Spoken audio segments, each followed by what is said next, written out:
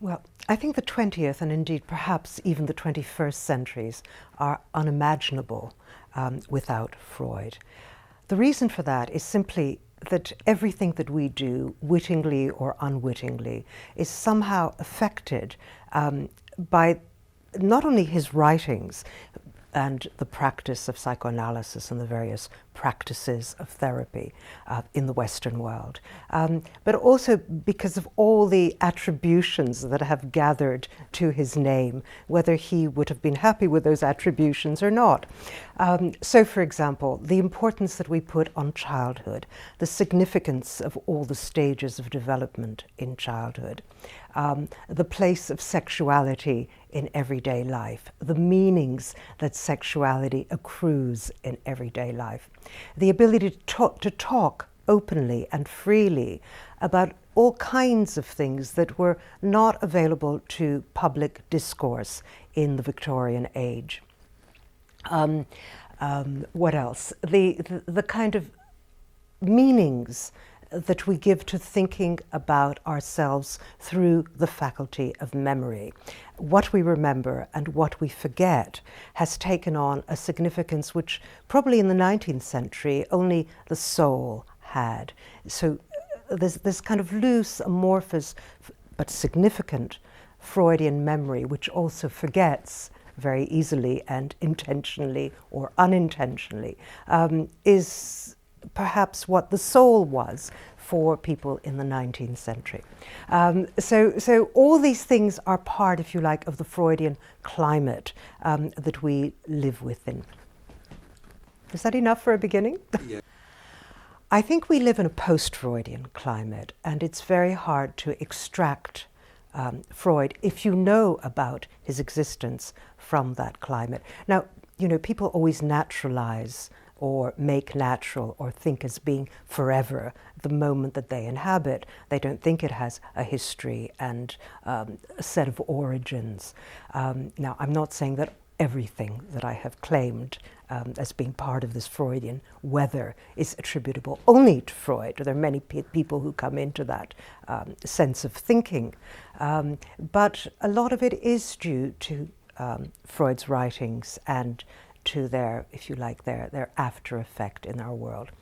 A lot of neuroscientists, and I have done work in the neurosciences, would say that, of course, Freud is totally irrelevant. I mean, he was a fantasist and all the rest of it. But Freud himself would have been very interested in neuroscience today and was himself a neurologist by training. What's happened increasingly in the area of neuroscience is that the scientists themselves are interested not in action only, not in thought or the cognitive sphere only, but also in the huge activity that the brain engages in when people are not aware that this is what the brain is engaging in. So if you like, these hidden areas, what Freud might have called the unconscious, are now areas of neuroscientific interest. And that seems to me to be a kind of, if you like, a plus for Freud's very, very long term, because he lived a long time, constantly evolving sets of ideas. There's not just one set of ideas that we attribute to Freud, but there are many through time. He says that he thinks that at the end of... Well, that's right. That's what I'm saying too. I mean, they're focusing in on the same areas. Yeah. Science is only ever right for 10 minutes and somebody else comes along and thinks differently. And there's no consensus in this sphere. But in terms of the actual amount of work that's now in the second phase, if you like, of the neurosciences, the kind of areas of interest are the same areas of interest that Freud was interested in, but differently. So, well, it's enough. How would our lives be different if Freud had not written and existed? Well, I suspect we wouldn't think quite so emphatically that there was significance in all our actions and thoughts, and we wouldn't attribute quite so many meanings to other people's behavior and the kind of behavior that we think they're not aware of. So if I'm walking along with a friend and she suddenly trips or lets a wad of handkerchief come out of her pocket, I immediately think, why has she done that? What's interesting about this? What does it tell me about her? And I think without Freud, we wouldn't have quite that emphasis on our everyday small actions. I don't think we would think about our depressions, our moods, our temperamental ups and downs as having the significance that they do. I know many people think that these can be attributed merely to chemical effects, but I think when people are actually thinking about their own lives, if they're attributing that much emphasis to chemical effects, many people will think they need to attribute this to chemical effects. It's not quite that simple. And the fashions in treatment, of course, this is something I've written about in my last 3 books, from Mad, Bad and Sad on to Trials of Passion. There are fashions in expressing if you like, disorders or unhappinesses or misfunctions, just as there are fashions in the treatment of them. We're at the moment, I think, not in a Freudian treatment moment, because the Diagnostic and Statistical Manual of Mental Disorders has classified in a way which is far more specific than Freud would have classified in his doctorly guise. But nonetheless, side by side with the chemicals that people are given for all kinds of things, talk therapies do play a part. And I think even if those talk therapies are not lying on the couch with the analyst not quite visible behind you, nonetheless they bear a relationship to the whole Freudian project and the way in which it evolved through the 20th century. So yeah, Freud is still important in hidden and obvious ways. Well, I'm not Freud, so I can't really say what he would think about the pill revolution and about all the chemical medications that were given. But it's quite clear that Freud, for his own time, was a very progressive thinker. And he was not against medication. He was not against chemicals. His experiments with cocaine, which people think were just, kind of terrible. Oh my God, Freud was using coke. What an awful thing to do. Well, he was actually trying to experiment with medication, in this case not for any mental or mood disorders, but to see whether they could do eye operations using it and so on. But nonetheless, he did experiment with it, and I think he would have been open to the new medications. He was always interested in the biological basis of human life. He certainly didn't put it to one side completely. He just knew that they didn't know enough yet. So he might have surprised us in his interest in Prozac.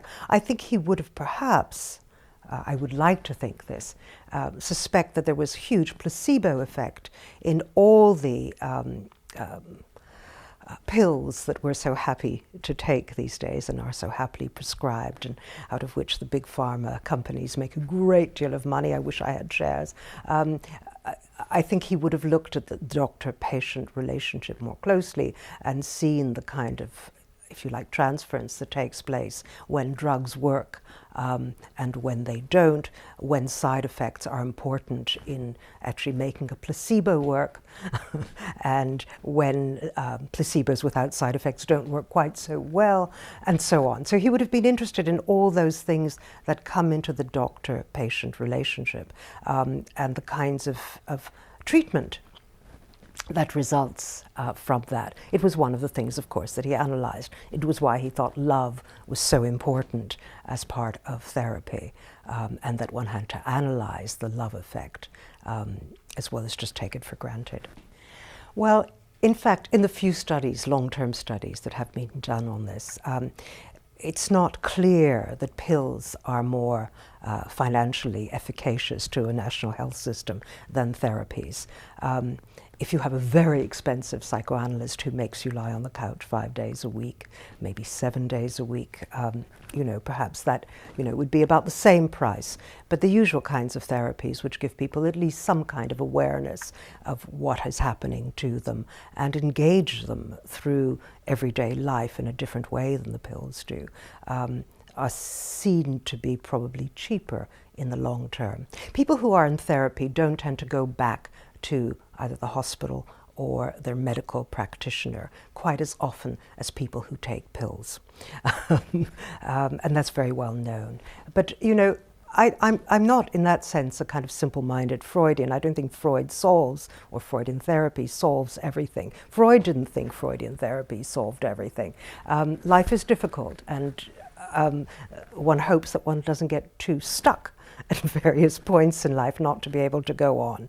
But sometimes you will get stuck, and sometimes there will be help that you will need to seek, perhaps. I mean, they say now that 1 in 4 people suffer some kind of mental or emotional disorder that makes them seek help through their lifetime, sometimes on the very serious end, quite often on just the everyday level of getting through all those difficult parts of life.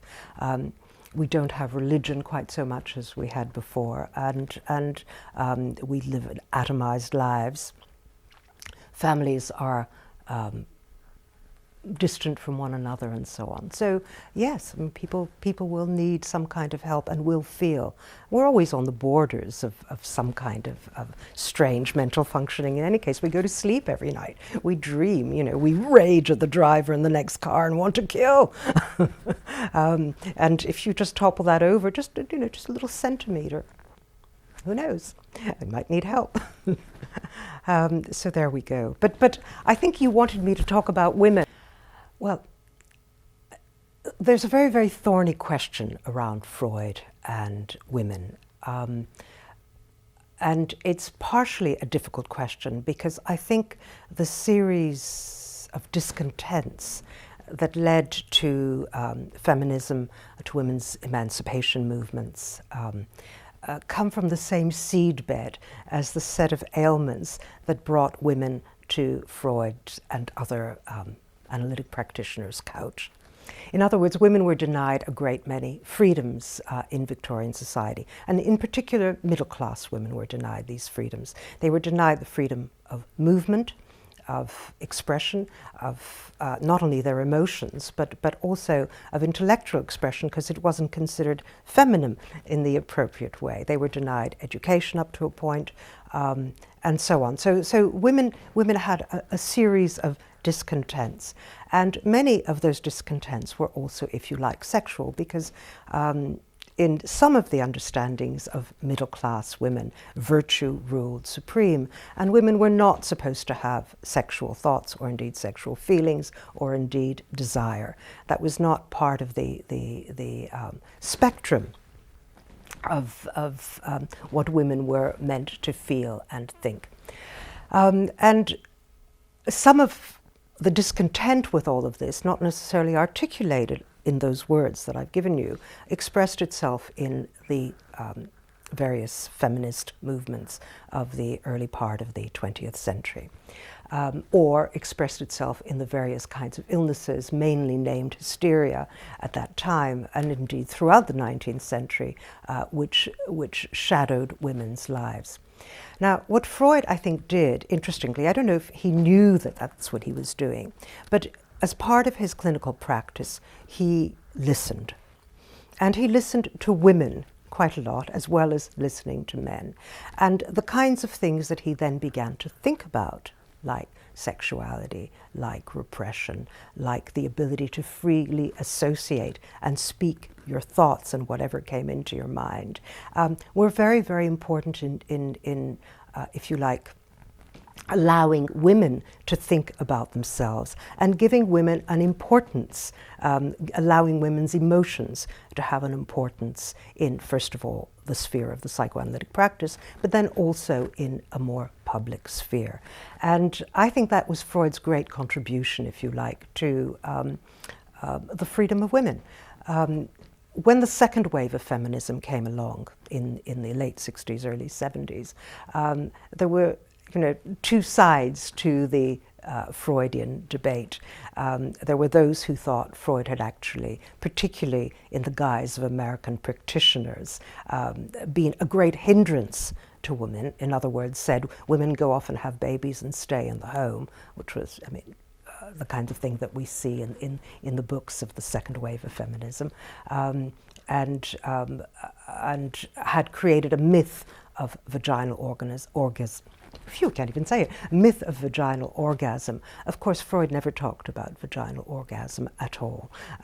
This was something that came into being with other thinkers, but in America, his name took on that, if you like, injunction, which the second wave feminists, second wave women's movement, largely in America, rejected. There was another side of the second wave of feminism, if you like, which was very pro-Freud and pro-psychoanalytic, and indeed pro-Lacan, the French Freud of the later part of the first half of the 20th century. In any case, the reason that these feminists were pro-Freud was simply that he didn't essentialize femininity. He didn't say femininity is A, B, C, and D, and it can never change. He didn't do that, and that was important in allowing women freedom. He also allowed women to speak their desire, which was also a second thing very important to women's freedom. So those two sides still rumble along. If you like, what's happened in the sexual sphere is that there is perhaps too much thought and too much easy expression of sexuality now. And I think perhaps we need a recalibration. But Freud also allowed for that, and he did say that without obstacles, love and desire were not possible. And at the moment we're trying to find obstacles in different places in order to, if you like, make love exciting again. I think it's just too freely available, and the language around it is too freely available. But that's another story. Freedom has a very interesting and ambiguous place in Freudian thought, or in Freud's own thought.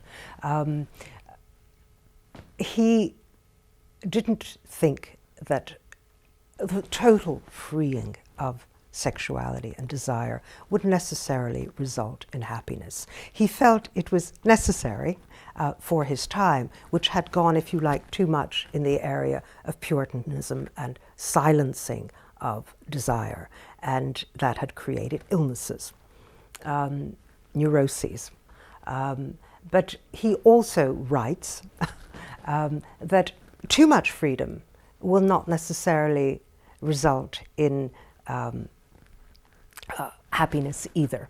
Too much freedom is equally dangerous. And I think the place that we're at with sexuality now, in terms of the pornification of everyday life, the amount of porn that's readily available to everyone from early childhood, sadly, on the fact that we've fetishized the virtual, in other words, the fantasy life, and we think that alone makes for satisfaction. All that has made the freedom, which seems to be a good, into something which isn't so much of a good anymore and no longer makes people happy. So maybe there's a need for a rebalancing, a recalibration of where we stand with sexuality, or lie with sexuality.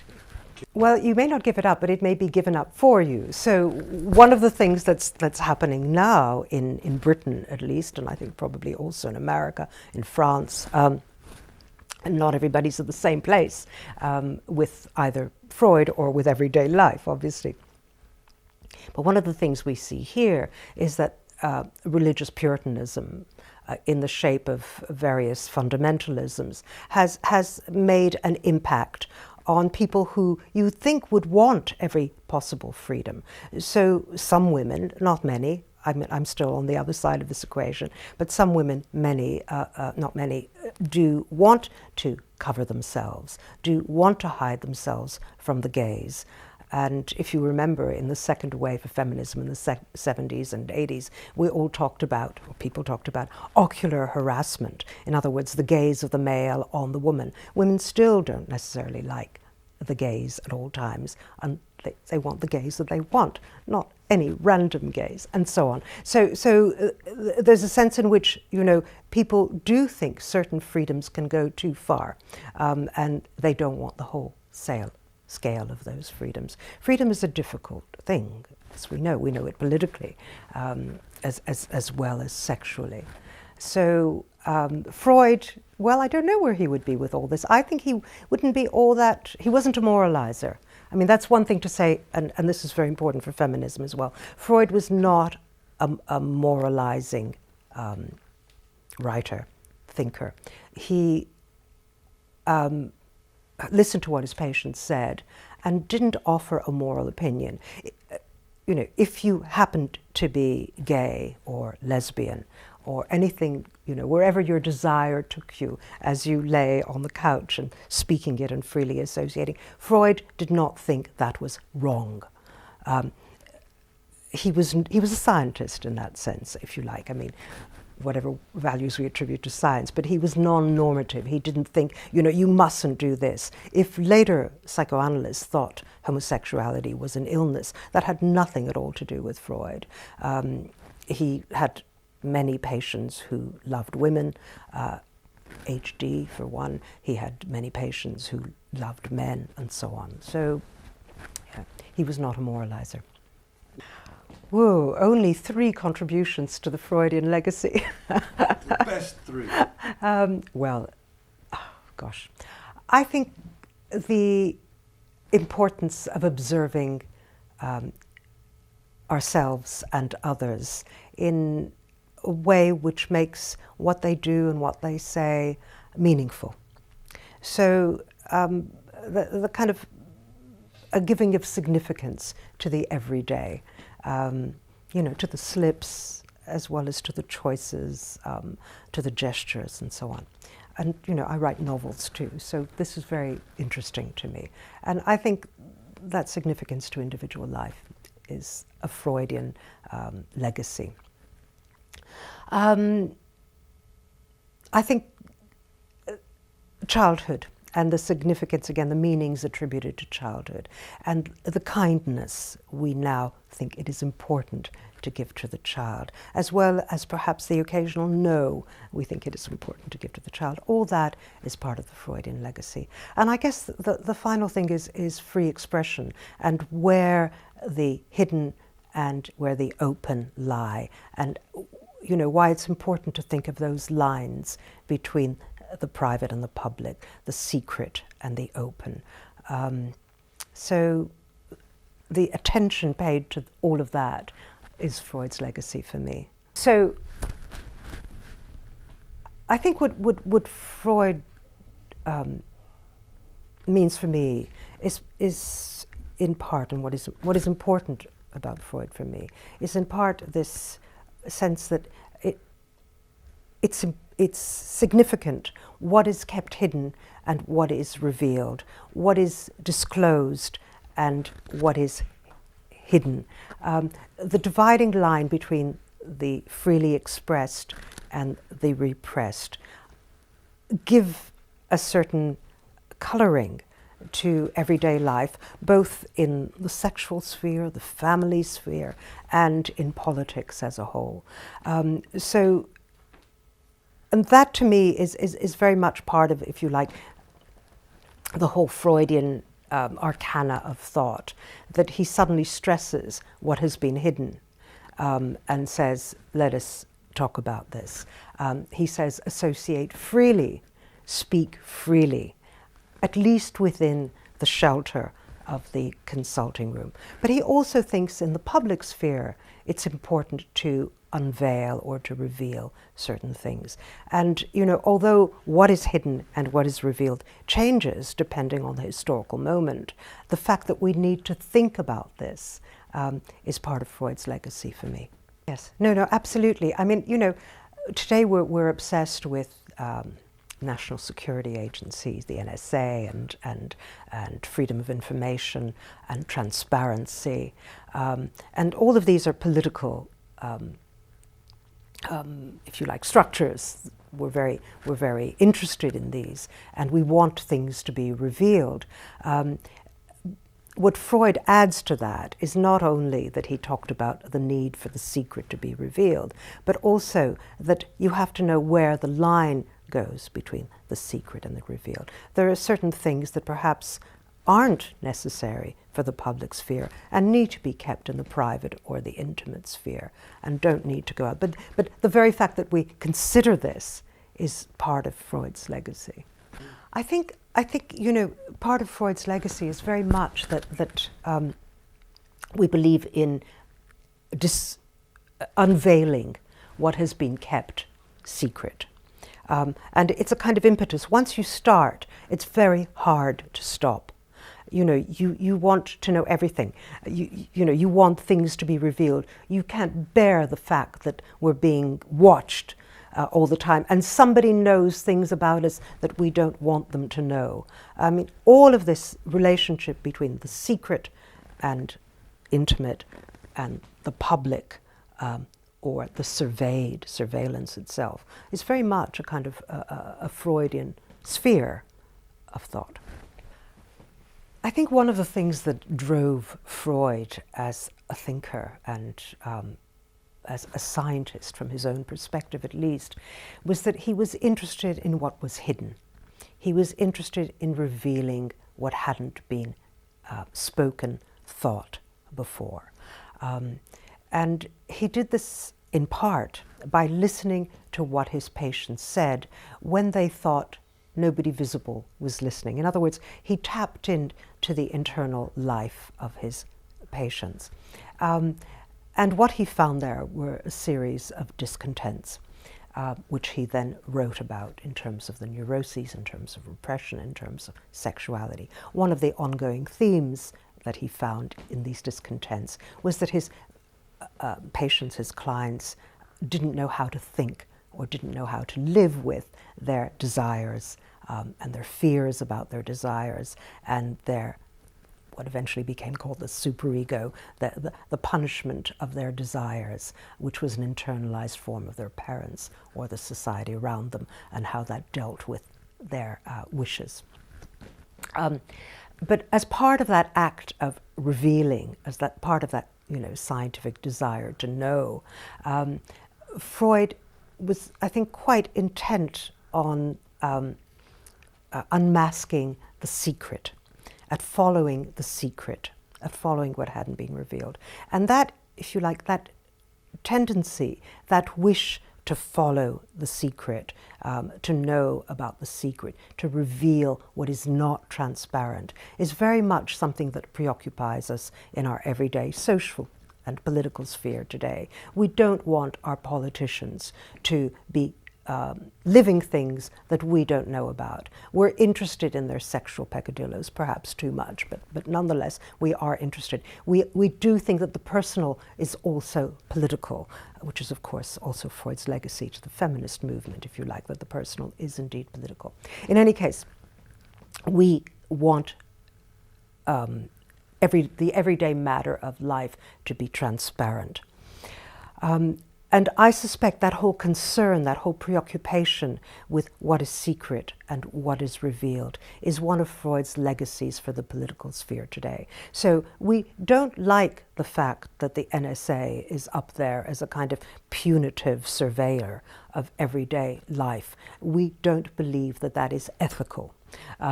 We don't want to know that our various secret services are observing us. We don't want spies in our midst. Hidden spies, cloaked as somebody else. We want to know. We want everything to be revealed and above board. We want things to be open. And that desire for openness, for a lack of secrecy, is, I think, part of the Freudian reflex.